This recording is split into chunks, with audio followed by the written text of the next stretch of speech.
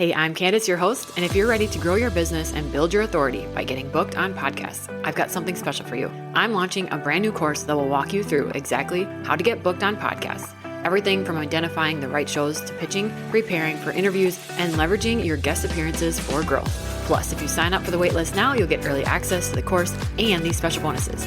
When you officially enroll in the course, you'll save $50 and get a free one-on-one strategy call with me to help you prep your speaking points and align your offers. These bonuses are limited and end on April 13th, so make sure to sign up today. Head to the link in the show notes to join and get started on your podcast guesting journey. I can't wait to help you get booked and start sharing your message with the world. Now let's dive into today's episode. Welcome back to the show, everybody. I have Kayla Tschumper here. She is a birth doula and creator of My Birth Choices. Her mission is to bring familiarity with birth back into culture through revelation of choices beyond the standard medical model of care. She created pregnancy partnerships to join families on empowered journeys to and through motherhood. Welcome, Kayla. Tell us about your story and how you got to this point of creating and launching these businesses. Thank you so much for having me. I'm so thrilled to be here with you and to talk about this because it's so important and it's obviously my biggest passion. I was blessed to work as a registered nurse in pediatrics for 10 years, and I really liked that role, but decided that my husband and we decided that we would have me start staying home after having our third baby girl. So that was a bittersweet transition, but it was something I really, really looked forward to and really wanted after having 3 little kiddos. It wasn't long after staying at home that I was asked to be a birth doula, serve as just like a role for my best friend. And after having an incredibly empowering experience,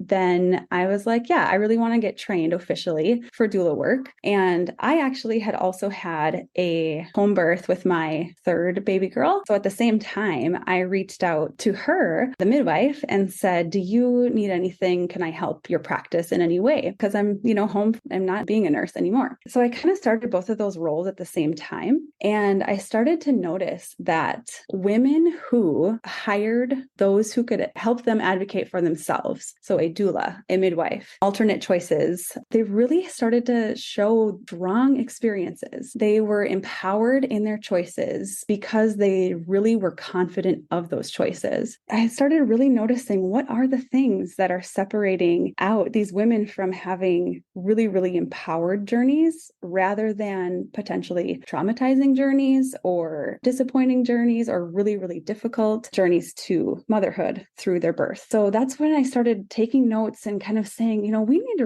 this needs to be expanded to more people. More women need to know that it's really possible to have an empowered birth. They just kind of need some connections. And so that's how I started My Birth Choices. I want to increase the conversation surrounding birth, pregnancy, choices within. And then I also want to serve women who are saying, hey, I need some help and I want you to help me. Oh man, there's so many things about that. I can totally relate to being a mom of 3 myself. And I had 3 natural births, but all in the clinical setting. And I had, of course, my husband was there, but he wouldn't have been equipped to be a good advocate in those times where it's hard to talk because of what's going on with your own body. But I also had my mother there, and she knew at length all that I had wanted for the birth. So she was a great advocate in those moments to remind me of that and just empower me. So I can totally see how this would be such a need because she transformed my birthing experience. This concept, I'm like nodding along. This makes so much sense to me. So what was that like? Take me back to, you start to notice this need. You are empowered in your own journey because of your own experiences. And you're like, I wish I could give this to other women. What was that leap like? And also, how did you navigate all that goes into launching something like that? Yes, because it does look like you're at the base of a mountain when you want to achieve something that you know is so important, but it's like you have to break it down to micro step. What I did was, I was very, very, very confident in the need and around me because I've talked to, just being a woman in our culture today, the general feeling around birth is that it's either scary or intimidating, or that it's,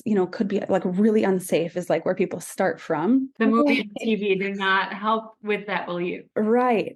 right? So I knew the need was there. And then, like we just kind of discussed, I also knew what was possible to experience birth as an incredibly empowering life event. And that's how we all deserve to start motherhood. So I started from a very, very confident place. But yes, looking up from, making this into a business, it really did feel like looking up at a giant mountain. What I did, I live in Rochester, Minnesota, and I heard about this place that's like a co-working space and that they provide business support for early stage entrepreneurs. They are Collider is what they're called, and they're right downtown Rochester. They hosted a few free events about website design, about, just like entrepreneurial topics. I just started making time and going for those, kind of dropping in, asking questions. And it was through one of their programs called Co-Starters, where you're coming together with other entrepreneurs under the guidance of leadership of people who know what they're doing in the business world, that I really started to get my questions answered. And then also like learned about making goals and really specifying who I'm going to serve and ironing out those details that are, guidance. One of the greatest things you did was you put yourself in the room. Yes. Into those events. That can be a really big leap. And when I think back at the very beginning of my very baby entrepreneurial days, those are terrifying leaps. Now they don't seem so scary, but they can be in the beginning. It's so important to put yourself in that space, because it sounds like by just being in that space, all of a sudden now you're learning things. You're learning how to implement things. You're learning how to cast the goals and set the goals. And you met people then that could guide you when you got stuck. Kind of, provided reflection to say, oh, that is a good idea. Like, yeah, okay, how could we go about this? Even providing angles that I really hadn't thought of, because again, I'm just about wanting to deliver the message as quickly as possible and deliver the service as quickly as possible. But really, it was helpful to have reflective feedback. Yeah. Sometimes we are so close to the idea because we're so passionate about the end result of getting to help those women and getting to do those pieces and putting that in, that there's a lot of details that come before being able to do that. And that's where so many of us can get stuck and stop. Did you hit any hurdles along the way, and how did you get through them? Honestly, I would say that the journey of entrepreneurship is daily hurdle. There's daily hurdles that do present, but also, I take heart in that they're not all huge. They're not all huge hurdles. There are a bunch of kind of micro hurdles to kind of go across. So I would say that the biggest one that I have really worked on has been refining my audience, my target audience, who's going to get the most value and impact out of my message and out of my service. Because I'm so passionate about the need for women to have empowered, positive birth stories and pregnancies, I just want this to be for everybody. And then I wanted it for anybody who wanted health, who wanted wellness, right? But even further, it's kind of just refining like those who seek guidance because they know going at something alone isn't always the best way to do something.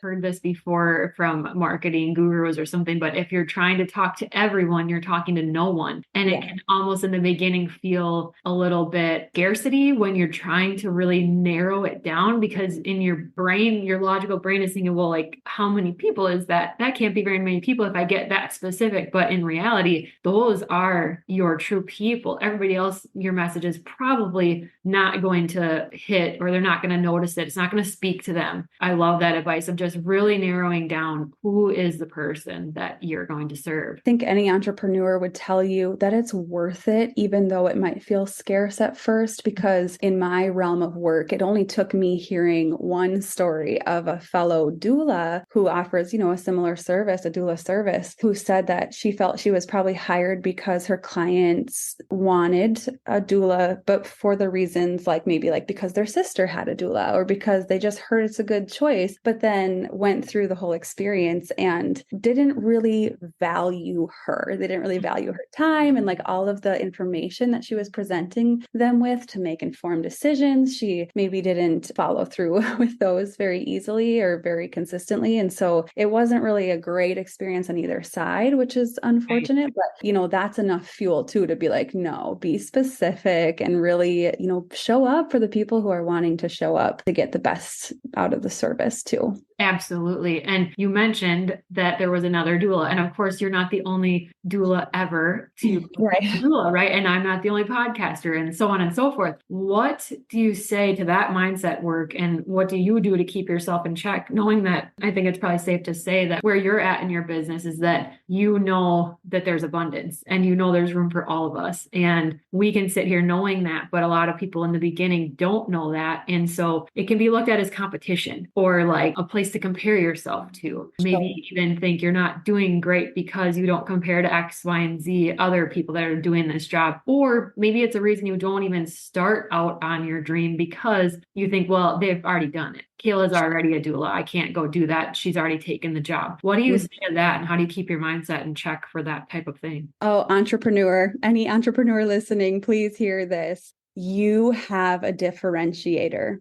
Okay, you do. It's the way that you use your voice. It's the specifics of the service you provide. It's your personality. It's your angle. It's your goals and vision. It's your experience. You do have something that clients need. And a certain client might really, really align with me because of the way that I can speak from my experience as a nurse, as a mother, as someone who's very familiar with home birth, equally familiar with hospital birth. I have all these experiences and that's wonderful. And to some individuals, that will be very, very attractive. To other individuals, they might, just say, I only really want this XYZ out of my birth. And maybe I need a different price point. Maybe I just need somebody who's a little bit more soft and gentle, or just it's whatever the differentiators are. People are looking. I would just challenge you to continue, whoever you are, whatever your passion is, to know that as you refine your voice and as you refine your service details, as you refine your product, if you're like a baker or something like that, people will continue to align more with you. 100%. Couldn't agree more. You've already dropped a lot of great tips and advice for entrepreneurs and just insight into the journey. Is there anything in the very beginning stages of entrepreneurship that you wish you knew that you know now? Yes, lots, right? Because we learn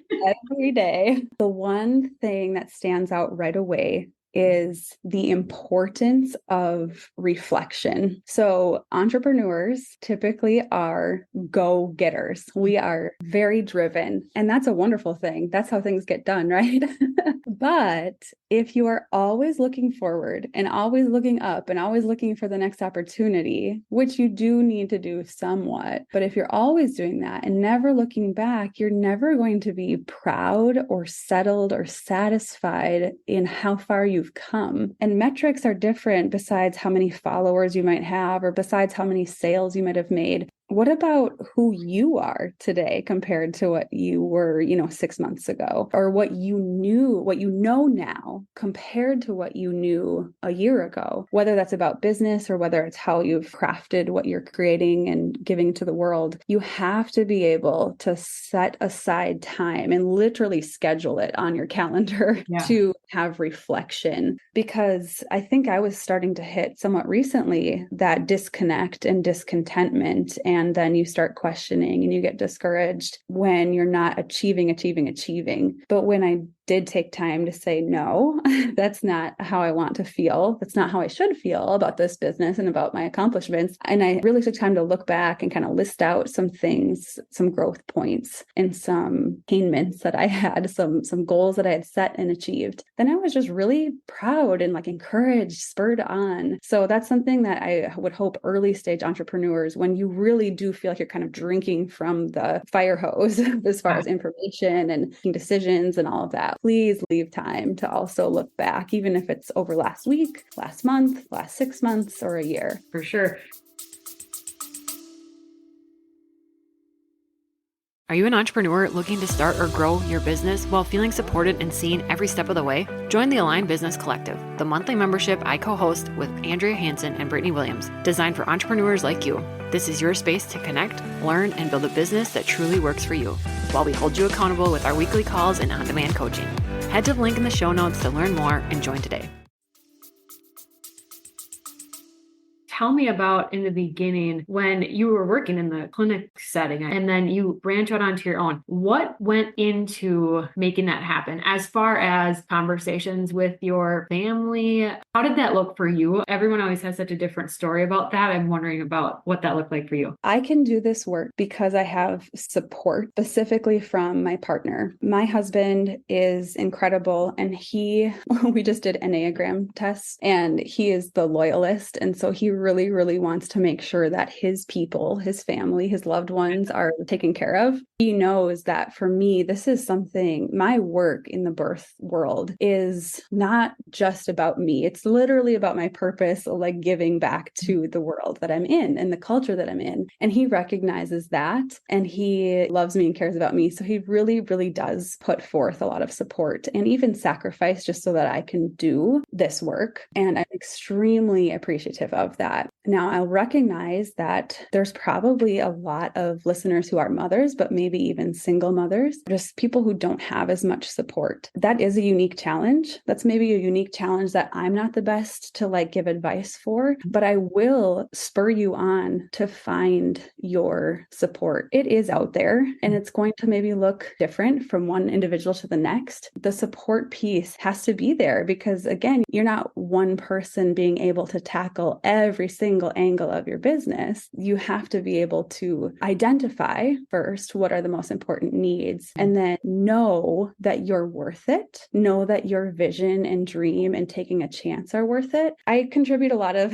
my success, maybe not the physical things that I am doing. That's not my husband's role, but my success comes because he's very supportive of me attending these meetings, taking different learning opportunities, meeting my clients. And birth is very unpredictable. So it's actually, the clients who are choosing partnership where they want me at their birth as well. That's a big sacrifice for not only my husband, but my family, but we all talk about it and we're very intentional about that. Having that communication open is a really important piece. But like you said, I couldn't agree more. If you don't have the support, it actually truly is out there. Sometimes in our little small worlds that we live in, and they truly are small, we think that it's not, but it's what you did in the beginning, putting yourself in the room. Most communities have free entrepreneurial things. Red Wing does, and places that are around me. They're out there, and you just have to let yourself be part of it. Curious, what is your Enneagram? Because I love an Enneagram. Oh, yeah. 3. I'm to every entrepreneur. Me too. Yeah. Because for those who don't know, that's the achiever. Yeah, and we just can't stop, and we just need that next achievement. Oh gosh, yes, no, I hear you there. Let's switch gears just a little bit and talk about your expertise in what do you offer moms and how do you help them feel empowered? Thank you for asking. I love talking about the work that is in front of me. Like I started to say earlier, I started to realize this stark contrast between women who were really wanting to know their choices, how to advocate for their dreams becoming their reality within the birth experience, and then the difference between women who maybe just aren't being proactive about that. Now, that doesn't mean that if a woman's not being proactive, she doesn't care or she doesn't prioritize herself, but there is a difference in the willingness to acknowledge that the birth world today is pretty complex, that guidance is a good idea, right?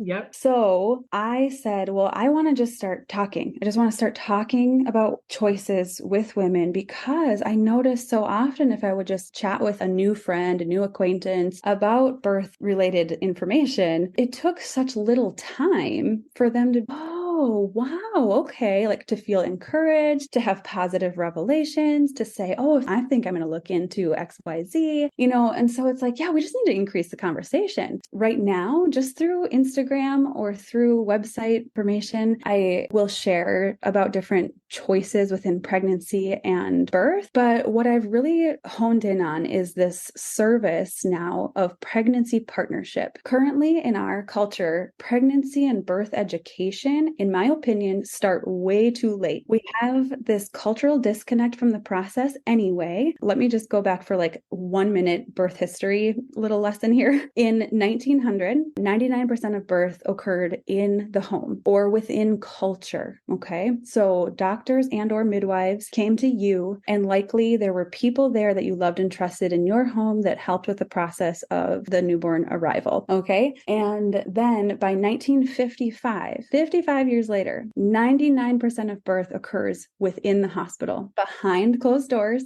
Often, especially when this transition was being made, a lot of tools and a lot of medications and a lot of trial and error happened to make birth streamlined as a process, because if you are in an institution or in a business, a hospital, it has to kind of run, quickly, or at least on some sort of timeline. So that's why there's this disconnect. Yes, certain things improved, I would say, certain things improved with the transition of birth out of culture and into the hospital, but support did not. Support lagged behind the wisdom of the natural birth process. Seeing birth as a normal life event that's just normal physiology kind of got pushed to the wayside. And then all the people that might have been at a birth within the culture of someone's home, and for a period of time in our culture, the dads were not even allowed for the birth itself, and then for like the first day or two after the birth. And so, of course, there's a cultural disconnect. It has not been brought back efficiently or like very quickly. I commend every single doula out there, every single midwife, because they are supporting. That's a supportive role that has to be there for this incredible life event that is pregnancy and birth. To get back to what I'm doing about that now is I would like to increase birth education, high quality personalized birth education, and marry that with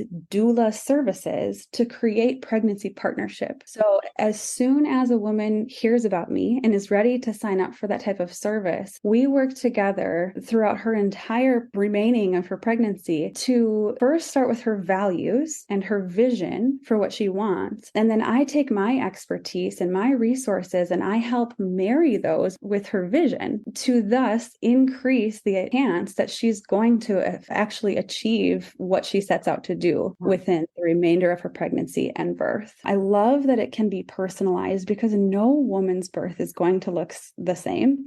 No woman's priorities are going to be the same every single time, but you actually can have a peaceful, positive, joyful birthing experience. And I want women to know that. So when we partner together, we meet a couple of times in person or via Zoom. Then we have contact in between our appointments to check in, to answer questions, to stay aligned to the goal ahead. I've just noticed that with support, women truly are able to achieve the vision that they had set out to do, no matter what it looks like. So, right, that no birth is the same. And to think that, yes, in a hospital, they want it very systematic. In my experience, I love hearing birth stories. So I share them or ask them of anyone I'm chatting with that has kids, and I have never heard one that's the same. And none of my three were the same. Right. And of course, if in case anybody's listening and saying, well, you can't guarantee that just because you work with somebody, they're going to have a positive experience.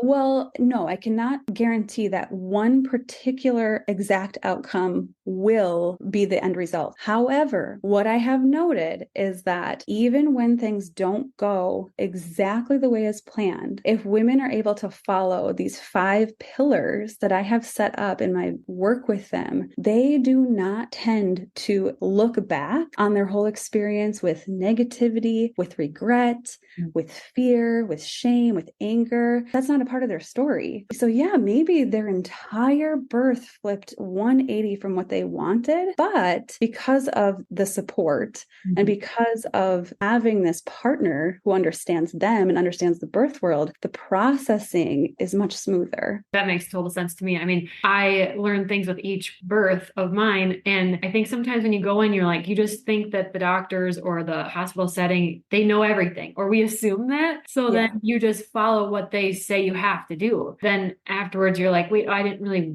want to do that. Was that really necessary? You think about those things after the fact. For me, at least, and I was able to make decisions as I went along. But I just remember them wanting to push, if I wasn't dilating fast enough, wanting to immediately give me different medications. And I had to really stand firm and like, no, I am not interested in that. Right. Because you can just feel like sometimes maybe you don't know what you're doing and they do, and it's easy to kind of cave. But it makes total sense to me that if you have that support and that plan, that even if it doesn't go exactly how you want it to go, you were empowered in all the choices that you made and you felt supported and you knew like somebody understood you. Because you also go to the hospital, and for me, my regular doctor, I think I only had him one time of the 3 because the other 2 times he was out of town. It's really unpredictable. So that makes total sense to me. The difference is that you made the choice. You made the informed choice and not somebody else. And that's, what you really want to avoid is having the power of the experience in somebody else's hands. Even if they are doing their job and they're doing it well, you are entitled to have a very personalized experience because it's your body, your baby, your birth. I mean, it's a joyous and incredible, magical experience that you definitely need to have a voice for. For sure. So my final question is, what message would you like the listeners to take away today if they remember nothing else? My number one piece of advice that I want any listener to take is to trust your intuition. And that is going to sound overly simplistic. So please actually keep listening. I want to explain a little bit. In birth, yes, we've been somewhat disconnected from the process and the experience. But I would say that a lot of the way we live today is disconnected from our intuition. We have kind of services or products or lifestyles that kind of promote a life of ease. And in a lot of ways, that's wonderful. There's a lot of good there, but we don't have a lot of alone time with ourselves and with our thoughts, and you have to create it. So create time for reflection, create time for thinking, create time for one-on-one meetings with your best people, and then reflect and listen to your intuition. You know whether it's time to start that business. You know if you need support. Intuition is really what I would love people to remember after listening today. I could not agree more. Where can people connect with you after this? I would love to hear from anybody on Instagram, My Birth Choices, or if you truly are ready to say, hey, I want support. I want a level of support, whether it's kind of minimal, kind of in the middle, or a full service support plan for my pregnancy, birth, and postpartum. Please go to mybirthchoices.com and fill out the contact form that is there. I'd love to hear from you. Perfect. I will link all of that in the show notes. Thank you so much for being on. I loved chatting with you. You had so many good nuggets for our listeners to take away. Thank you so much. I had a great time too. Thanks for tuning in. If you're ready for podcast mentoring, whether it's setup, editing, planning, or guesting, you can book a one-on-one call with me through the link in the show notes. I hope you feel seen, inspired, and like your dreams and goals are completely valid, because they are. See you next Tuesday.